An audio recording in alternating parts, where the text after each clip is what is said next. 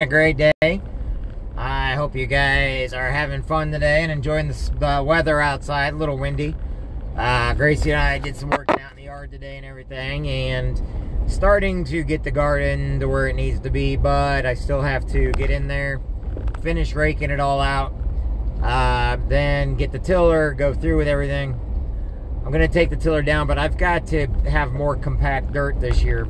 For the last 4 years in a row, my corn blows over every year, and that's what's happened for the last 4 years in a row. Is the corn keeps blowing over, which doesn't do anybody a lick of beans. It doesn't do any good whatsoever, and it drives me crazy because the majority of my garden, believe it or not, is corn. It's my favorite. I love good sweet corn, and I try to grow it, and I try to get it to all my neighbors all the time. And so I haven't decided yet if I'm going to take that route again or not this year. Just with everything going on, I'll probably do one more big garden with everything going on. Fresh vegetables for me and my neighbors and my family sounds really good. I love giving the stuff away to my friends and family and everything that want it. I know we just delivered a bunch of strawberry pies and bread and everything, but we are going to be making some more. I'm also going to be doing some apple pies and some peach pies, probably do some peach cobbler. You know, for people that, I like to surprise my friends and family with it, so that, like I said, if I see people, I see people that would like it and everything else, and I understand some people live a little bit too far away, but we make it, and you guys get to watch us.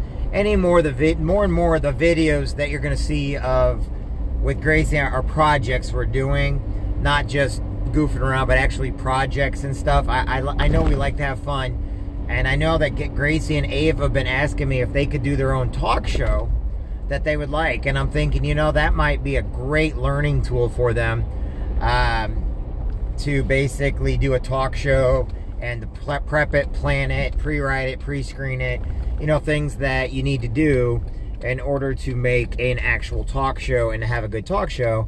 And I think it might actually learn, and with all the different kids that we know and stuff like that, it may help with learning. And I was telling Gracie with her other cousins and with her sister and everything else, we're going to do an urban garden. I like the idea of doing an urban garden. I don't know how many people know what an urban garden is, but it's basically, it's wood, and you can create planters and stuff. And I think Dave Nissen did a couple. I don't know why. For some reason, I think of Dave Nissen. I do know that they have different community gardens in Quincy and around the areas, and those are always really nice. Right now, though, since we have to do stuff on our own, I think it'd be a great project for kids to do. And I'll create an urban garden in my garden so people know how to do it. But then I'd like to go and help some people get their urban gardens up and going and give them the seeds and everything, just to show people how to plant, how to grow stuff. Now, I do hydroponics, so a lot of the seeds I have, I know where they're all coming from and everything else. And today was the first day we had an actual Carolina Reaper on. I think Lonnie saw that. What's going on, Ron? Hey, Jeff. They all saw that we ate that pepper this morning, and it was really big. That was the hottest one I've ever eaten. I'm not gonna lie to you. My gosh, that was a hot pepper. But if we do the urban gardens just for kids to do, if people need help, I would love to go around helping people get these up and going. And I do it for free, and I do it with my time, and I don't mind. Like I said, I'm very proud of the company with what I do with Legal Shield and Identity Shield. It gives me opportunity to actually go help with stuff like this, and it's another project. Right now, though, the Soapbox Derby, I know people are asking me, but I'm not getting sponsors right now because of people hurting. I know Ray and all them, they're doing a great job, but I don't know what's going on with it right now. I personally have not done too much. I'm being open and honest because of the with what's going on right now with the coronavirus and stuff like that. So we're trying to keep distance, and I don't really want to go around. However, I don't know what's going to happen with it either, so I don't want to take people's money, and I don't want to ask for money and then all of a sudden it be canceled or there's nothing we can do about it. So since I'm only the volunteer with that, I've elected to basically keep my distance until I need to talk with people, really concentrate on my social distancing, but also help people with any type of legal stuff in all 50 states and in Canada. Getting a lot of Canadians, a lot of truckers, of course, but I handle all legal stuff. So people call me up, we get them the lawyers. We have all kinds of lawyers in Quincy that work for us, but you can't get the lawyers that work in Quincy. When you go into them, you got to pay full price. If you get through us, then that's part of our membership. And a lot of them do work for us. They're all great people, by the way. But these urban gardens I always take a percentage of what I make and I put it back into the community, and I do community events, especially with kids. I had a buddy of mine, just so everybody knows this right now, and I'll get it out there. He asked me before he died, and he was a really good guy. Granted, he was a thug growing up, I get that. He was an older guy, but he had cancer and he had a couple other things. And they always called him Uncle Mo. And he pulled me aside a couple times because he really was Army. And everybody thought he was lying about it because, you know, just this guy. But he really was an Army guy. But he asked me, he goes, Jeff, with everything you do, he goes, we need help in our community. And sometimes we don't see because we're not part of those different cliques or those different organizations. And he says, I got all these kids all the time. They need something to do. They need somebody to look up to. And he thought I could be a role model for him. I don't know if I can be or not. I know Ben Bumbry asked me a couple times too if there's ideas that I could work with, and I told him I'd think about it. His wife Helen, a lot of people don't know me and the Bumbrys, but his wife Helen, from the day I was born, I've known that entire family. This is not something that, oh, I knew him because, no, I knew him because I get on a school bus, there was Helen. When my mom died of cancer in 5th grade and I went to Mr. Kessler's class, Helen was the student teacher there, and she kept an eye on me my entire life. So everybody thinks that it was Ben that I knew most of my life, and actually it was Helen. And it was actually both of them. As a lifeguard and working for the YMCA Park District and stuff, I did a lot with Ben. I loved his band, Ben Bumbry and the Messengers. I got to know Les Fonza really well, who was just an outstanding guy. But Mo, he's a different community over there, and he really wanted me to help out something. Maybe these urban gardens, you know, instead of having, you know, community gardens are great and we need those, but maybe then if somebody wants something different than what's in the community garden, they can do urban gardens and they can switch different things. Maybe do some corn in one if somebody likes corn, maybe do potatoes in another one, tomato plants, you know, show them the proper way of growing tomatoes. I go so fast with what I do because I don't have much time, but I would actually take the time and teach these kids, since right now, you know, the teachers, and show them, you know, how to water them, you know, what to do and what not to do. And maybe then they can go and, you know, and all I ask is, you know, if I don't charge to do this and I go in and I help them with it, I want them to go and help other people. You know what I'm saying? I'm just passing it forward. And eventually, like I said, my big dream I will, you know, I may go, Gracie told me I need to tell everybody about it, and I probably will tonight. There's something I've always wanted to do since I was 11 years old, and it's coming more and more to being possible to get it done, but it's going to take a community, and it's going to take a lot of people to do, and it'll take about 15 years probably to build. I know it sounds crazy, and all my ideas are crazy, and I do have a lot of ideas, but it's something that benefits everybody, not me. My family taught me a long time ago, you do for others. You don't take for yourself, you know. And if you do that, you'll always wind up back on your feet no matter what you do. That's the reason why I put these videos out there. It's the reason why I do what I do, is because everybody in my past that has thought, oh my God, he's down and out, or the rumors or the gossip or whatever else. Next thing you know, I show up and I'm not dead, or I didn't do what they said. You know, it's because those with a good heart, those with a good mind, I don't know if I got a good heart or not, but I am a Marine and I don't quit. But as a Marine, my jobs have changed, and they're now community minded. You know, they're more, you know, people are going to take care of the government no matter what. But it's up to us to take care of our neighbors. It's up to us to take care of our family and friends. It's up to us to do what we can for those around us with what we're able to do. And I think this summer I'd really love to really push for the urban gardens and the reading program. Unfortunately, the reading program has stalled in its midst because it was going to be over at the Veterans Home. That idea, which is separate from everything else, is the veterans that are over there that are able to can read to the kids. Now, they do this like in semesters, and then eventually what happens is those kids will then turn around and read, or read half, and then there are like 3 different levels. And then eventually the kids will read to the veterans that no longer can read due to eyesight or because of a disability or something. But it's basically, as the kids grow, they turn into the teachers. This is kind of what that goes.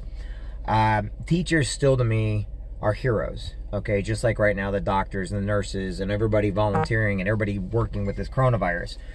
But teachers to me, and you can thank my kindergarten teacher for, well, she was great. It's the first one I can actually remember. But I had Mrs. Yock as my kindergarten teacher. But my first grade teacher was Doris Ann Dolan, who we're still friends with this today. And everybody around us loved Doris. And she taught so well.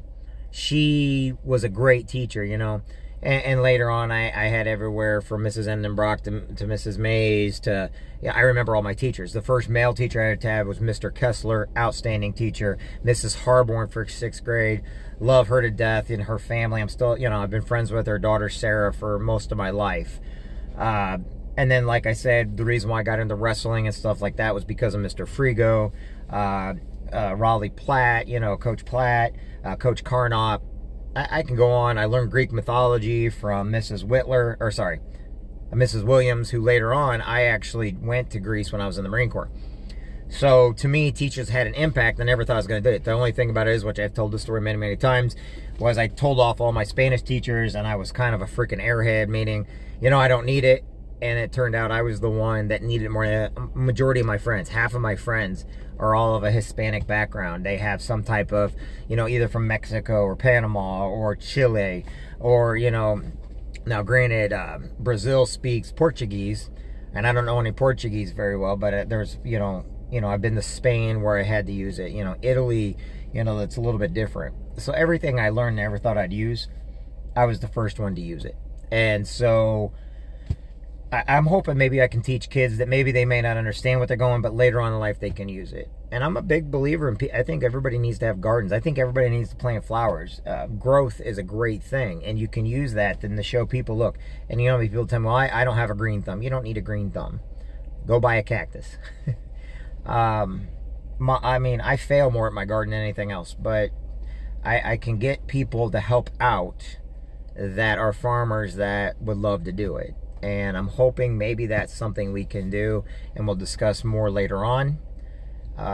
Larry Embry, he just came on here, you know, great mentor, great inspirational person, kindest person you know. And now why do I mention people that come on here? Because Larry's one of those people that I loved helping him out for, you know, and I became really good friends with Larry. And, you know, I think the world of him. That's the reason why a lot of times you see me talk about some people a little bit more than others. Not because they're any different or any better, but because I have a bond with them some way, shape, or form. And one of the things I like about Larry is how he treats people. Sherry just got on here. You know, people, you know, they don't understand how I know him. I know Sherry from Macomb. You know, a lot of people I met when I was in college. Others I met in the Marine Corps. I had people ask me why I have so many friends on Facebook. And I always tell them it's because whenever I've gone anywhere, I've got connections. I made sure to talk with people. And they all have a part of me. And I'll leave it at this to give you an idea how far the world reaches. One of my emails is called Satoris 2000. And everybody's like, how would you ever come up? Well, when I was in the Marine Corps and we were doing some static stuff, I forgot what it was called. We were over in Greece. And we were working with the Hungarians, the Greeks, and the Italians. And we were doing some exercise, joint exercise. I got to work with somebody from the Greek military, and his name was Satoris. And him and I were the best of friends, like right off the bat. You know, there's a lot of guys I met, you know. But Satoris, he loved playing in a band. I stayed in touch with him. And I thought, you know, it'd be really interesting. I don't really want to forget this person. And I've never heard the name Satoris before. And so I met him in 2000. That's why it's Satoris 2000, believe it or not. And that's why it's one of my main emails. And I'm never going to change it because that guy, he's just awesome. Just always been a great guy. And he's outside of Thessaloniki, Greece. These are things that I'm hoping that maybe we can pass on to kids. You know, there's so much, and there's so many people that don't know that they have so much knowledge that these kids would love to hear from it. And especially those that have a hands-on approach.